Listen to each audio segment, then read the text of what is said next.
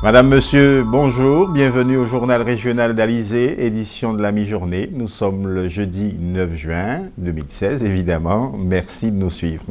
Dans l'actualité, la grève à Capesterre-Belle-Eau qui se poursuit après plus d'un mois de conflit, mais enfin une rencontre aujourd'hui qui se tient depuis ce matin donc entre le maire Joël Beaugendre et le syndicat UTC-UGTG sous l'égide du médiateur Monsieur Calixte. Après plusieurs rendez-vous manqués et quelques noms d'oiseaux échangés sur les réseaux sociaux et dans les médias, compte rendu Johan Charpentier-Titi. Cette fois, c'est la bonne. Joël Beaugendre et l'UTC-UGTG ont véritablement entamé des négociations concernant le conflit qui perturbe Capesterre-Belle-Eau depuis plus d'un mois.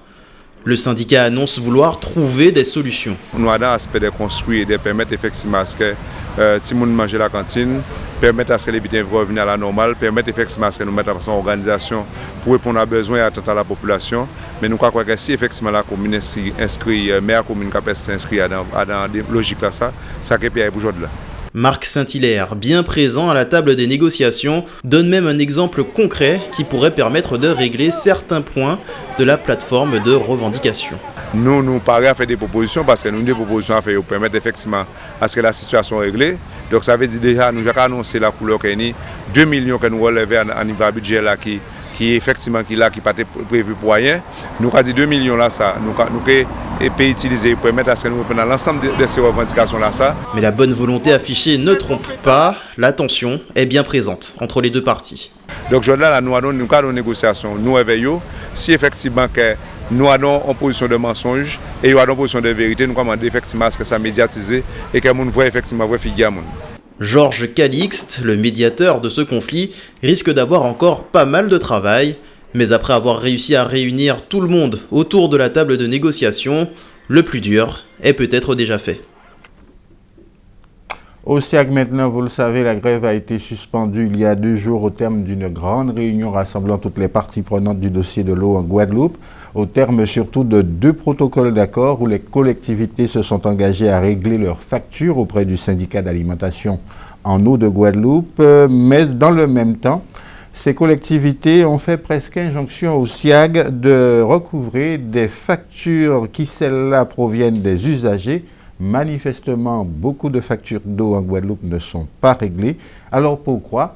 Anne-Elisabeth a voulu le savoir en promenant son micro tout simplement parmi quelques usagers. Dans l'un des protocoles d'accord signés hier en préfecture, il est prévu que le SIAG recouvre les nombreuses factures impayées. Cependant, il y a ceux qui reçoivent régulièrement leurs factures d'eau. Pour l'instant, moi, j'ai pas de problème, pas de souci de facture. Je reçois tous les 6 mois, mai et novembre. Pour les personnes, je sais qu'il y a plein de gens qui n'ont pas de facture, qui reçoivent des factures aberrantes de 2000 euros, 1000 euros, qui reçoivent 2 fois, les prélèvements sont faits 2 fois. Mais moi, pour l'instant, moi où j'habite, je suis sur le gosier, j'ai pas de problème. Nous sommes restés peut-être 2-3 ans à ne pas avoir de facture, mais depuis que M. Bernier a repris, on en reçoit les factures régulièrement. Ça peut arriver qu'on reçoit 3 ou 4 factures d'un seul coup, mais très rarement, et souvent une facture avec des gros montants.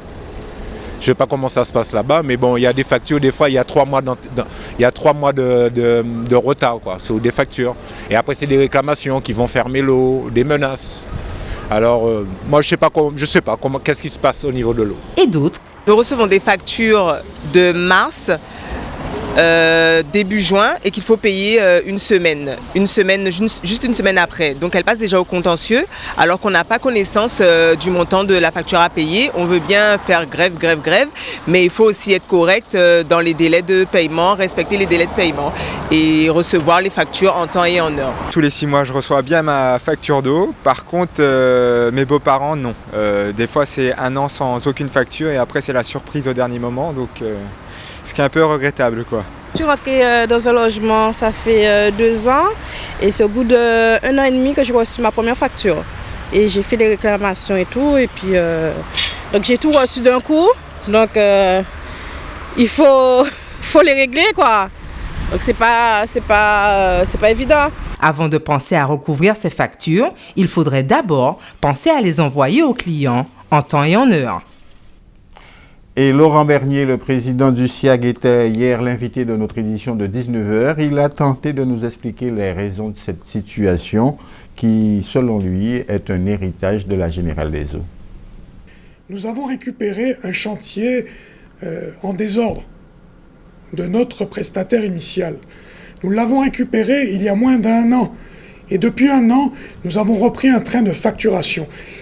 Il y a un désordre qui n'a toujours pas pu être traité. C'est le passé. Nous irons progressivement. Et nous avons beaucoup amélioré. Combien d'argent ça représente? 1 700 000 1 million d'euros. Ce mois-ci. 700. Ce mois-ci, oui. Nous avons récupéré de nos clients foyers guadeloupéens sur le périmètre qui est le nôtre. Donc je vous ai parlé des 6 communes, 1 700 000 euros. C'est largement supérieur à ce que nous percevions de notre prestataire, la Générale des Eaux. Par conséquent, les Guadeloupéens qui travaillent au sein du SIAG sont capables, à travers les efforts qu'ils produisent, de recouvrer des sommes. Le message qui est mauvais, c'est celui qui consiste à dire que parce qu'il y a des difficultés, et il y en a, il ne faut pas se voiler la face, il ne faut pas payer. Si personne ne paye, aucun problème ne pourra être réglé. La semaine dernière, un commerçant de Morne-à-l'Eau était victime d'un braquage assez spectaculaire dont les médias se sont fait l'écho, braquage marqué par la séquestration même de son fils, un acte qui a créé un certain émoi dans le milieu du commerce. Et c'est ainsi que la CCI a donc décidé de mener une campagne pour présenter son dispositif Alerte Commerce. Il s'agit d'un dispositif de prévention des situations d'insécurité auxquelles peuvent faire face des commerçants, comme celui de Morne-à-l'Eau. Explication Anne-Elisabeth Artsen. Voilà, c'est pour le dossier Alerte Commerce. D'accord, merci. Je vous ai mis à l'intérieur. Ok, merci. La CCI s'engage contre la délinquance avec un dispositif de sécurité Alerte Commerce qui s'étend désormais sur l'ensemble des zones du territoire couvertes par les forces de sécurité publique. Dans le cadre de ces actions et de ces prérogatives, la CCI met en place des dispositifs d'accompagnement pour les entreprises. Il s'avère que depuis la montée de la délinquance, ça devient une problématique. La problématique sécurité est très importante et un problème crucial pour nos entreprises. Il y a lieu de trouver des solutions et de les accompagner pour faire face justement à ces difficultés, à cette insécurité. Et le dispositif Alerte Commerce est une des réponses, n'est pas la seule, mais est une des réponses de prévention qui est apportée. En complément, on organise aussi des réunions Alerte Commerce sur l'ensemble du territoire avec nos partenaires, donc les gendarmes, la police nationale, la préfecture, pour aussi informer toutes les entreprises sur les dispositifs en matière de défense passive ou active qui existent, pour les accompagner aussi et pour se prémunir, se sécuriser leur établissement et rassurer leur clientèle. Après Sainte-Anne, le Gosier, le Moule et Morne-à-l'Eau, la CCI organisera sa prochaine réunion Alerte Commerce à Sainte-Rose. Objectif, permettre à ces entreprises de rencontrer et d'échanger avec les garants de leur sécurité.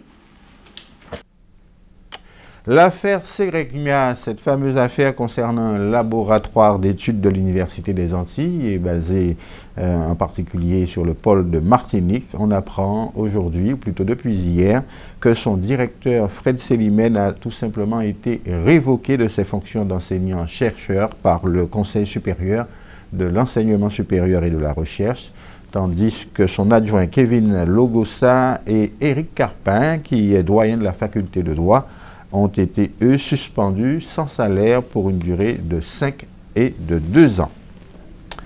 La coopération entre la Guadeloupe et la Dominique, il en est question depuis ce matin. Cet après-midi se tient une réunion d'une commission mixte de sécurité franco-dominicaine à la préfecture. C'est la 4e réunion de ce genre. Celle-ci est marquée par la présence de l'ambassadeur de France auprès de l'Organisation des États de la Caraïbe, mais également par celle du Premier ministre de la Dominique, M. Roosevelt Skerrit. M. Skerrit était d'ailleurs ce matin au conseil départemental pour évoquer d'autres sujets de coopération entre nos deux îles, notamment depuis le passage destructeur de la tempête Erika chez notre voisin. Ceci nous emmène à l'actualité dans le reste de notre région avec en République dominicaine tout d'abord une aide conséquente apportée à la lutte contre le sida et puis le Chili qui doit faire face, tenez-vous bien, à un excédent d'énergie solaire. Des informations détaillées par Johan Charpentier-Titi. Le gouvernement dominicain recevra du président du plan d'urgence contre le sida la somme de 45 millions de dollars sur 3 ans en vue d'aider les personnes atteintes du virus de l'immunodéficience humaine et le syndrome d'immunodéficience acquise. Cette aide sera versée en octobre 2016 et les fonds seront utilisés pour la prévention de la maladie, le traitement et le suivi. L'aide a été débloquée après que la République dominicaine a déposé un dossier dans le cadre de ce programme, en coordination avec l'ambassade norte-américaine, le ministère de la Santé publique et le Conseil national pour le VIH et le sida. L'accord de coopération a une durée de 3 ans. Chaque année, 15 millions de dollars seront débloqués jusqu'aux 45 millions convenus. Cette aide devrait permettre aux malades de continuer à bénéficier d'un traitement et d'autres formes de soutien. Selon les dernières estimations officielles, 88 000 personnes vivent avec le virus du sida en République dominicaine. Le docteur Ralph Gonsalves, Premier ministre de Saint-Vincent et les Grenadines, a réaffirmé à La Havane, au cours du congrès de l'Association des États de la Caraïbe, que l'intégration de l'Amérique latine et des Caraïbes est un chemin possible et réaliste, le seul qui soit possible selon lui, pour les pays de la région pour faire face à des défis communs. Prenant la parole lors du 7e sommet de l'AEC, Ralph Gonsalves a exhorté les États de la Caraïbe à travailler ensemble et à utiliser un dialogue honnête pour résoudre les différends et nouer une véritable amitié. Il précise que la Caraïbe a en commun l'histoire, la géographie, la biologie, et c'est autant de raisons qui doivent pousser les États à s'unir.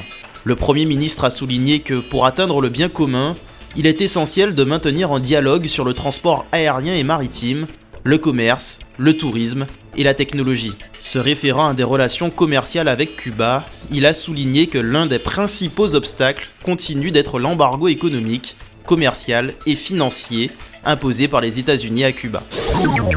Le Chili ne sait plus quoi faire de son énergie solaire. Ses 29 fermes de production ouvertes ces derniers mois moulinent si bien que les excédents ne peuvent plus être écoulés. Fin mai, le pays a décidé de donner ses kilos de Watt-crête, unité de mesure de l'énergie solaire, aux concitoyens habitant le nord, car c'est dans cette région seulement que la production est excessive. C'était déjà le cas début 2016, pendant 113 jours, entre janvier et avril, les Chiliens n'ont pas payé leur électricité. Déjà l'an dernier, pendant 192 jours, les Chiliens ont bénéficié de l'énergie gratuite. Le pays a beaucoup investi dans les énergies renouvelables pour faire face à une demande grandissante de la part de l'industrie minière qui a connu un boom ces dernières années. La croissance économique est dynamique.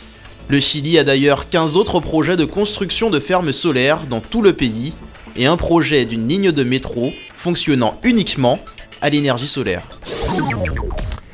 L'actualité sportive avec tout d'abord du football et Haïti qui malheureusement n'a pas résisté au quintuple champion du monde, le Brésil, hier soir dans son deuxième match comptant pour le groupe A de cette Copa América. Les Grenadiers se sont inclinés 7-1, un score qui rappelle celui qu'ils avaient également subi en Coupe du Monde en 1974, la seule à laquelle ils ont participé, c'était face à l'Argentine. Francis Neveu, l'entraîneur français des Grenadiers, a déclaré que ses joueurs étaient sortis épuisés de cette rencontre et qu'il devrait donc faire tourner son effectif à l'occasion de la dernière rencontre de poule. À noter que l'autre rencontre a vu l'Équateur et le Pérou se laisser sur un match nul, 2 buts partout. Chez nous, les stages de perfectionnement et autres rassemblements de détection de nos jeunes footballeurs se multiplient en cette période, alors qu'on annonce par exemple pour la semaine prochaine une très médiatique opération avec de grands noms du football comme Luxonor ou encore Valdo. Très discrètement, le club de la solidarité scolaire a choisi de solliciter M. Claude Dussault pour installer une académie de football. Alors, qui est M. Claude Dussault? Il n'est autre que l'ancien patron de l'Institut national du football français de Clairefontaine, une pépinière du football français, d'où sont sortis par exemple Thierry Henry ou encore Hatem Ben Arfa, pour ne citer que les plus connus. Le président de la solidarité scolaire, M. Philippe Copette, et Claude Dussault lui-même expliquent la philosophie de cette académie. Ils répondent à Éric Pommier. Socialement, le pays a besoin aujourd'hui d'offrir de nouvelles alternatives qui mélangent à la fois raison et en même temps passion. Donc aujourd'hui, l'académie est un outil qui va éduquer, accompagner et développer vers la performance. Donc on va au fond du domaine footballistique parce qu'en fait ce qui est important, c'est que pour être un bon footballeur, Claude Dussault l'a dit à l'instant, il faut aussi être intelligent, il faut aussi être éduqué. Et donc on pense trop souvent que le foot ça se joue avec les pieds, mais ça se joue d'abord avec la tête.